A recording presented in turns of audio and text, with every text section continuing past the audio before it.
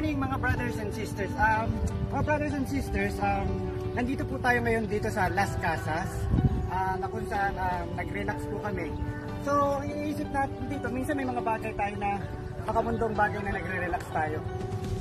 Para sa akin, nasa sa inyo naman yung paano ninyo i-relax yung sarili ninyo.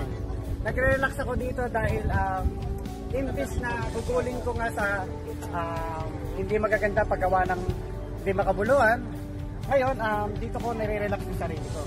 Mga brothers and sisters, minsan iniisip pa natin na walang Diyos. Iniisip pa natin sa sarili natin na malayo na ba siya. Pero kung i-realize natin, magtataka tayo at sa kamangha-mangha niyang ginawang bagay dito sa mundo. Tingnan ninyo, sino ba makakagawa ng bundok? Di ba mga brothers and sisters, bundok yan. Sipin niyo yung langit, ayan. Ganyang kalawat ang pag-ibig ng Diyos. To be honest, mas higit pa dyan. So binigay niya ang kanyang bugtong na anak para iligtas tayo mga brothers and sisters. So ang gagawin lang naman natin ay tanggapin siya ng ating buong puso. At isa buhay ito. Isa buhay ng hindi pakitang tao.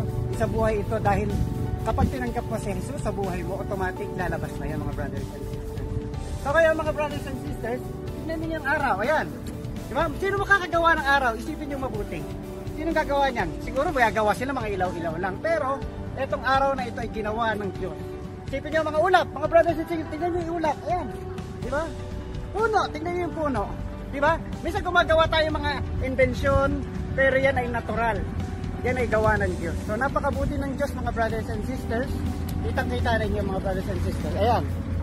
So mga brothers and sisters, by the way, ako po pala si Brother Edwin.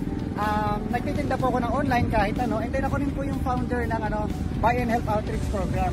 So nagsimula ako dun sa sa mga pulubi sa daanan. And then pinulungan ko sila. Ayun, imbis na sinelebrate ko yung birthday ko sa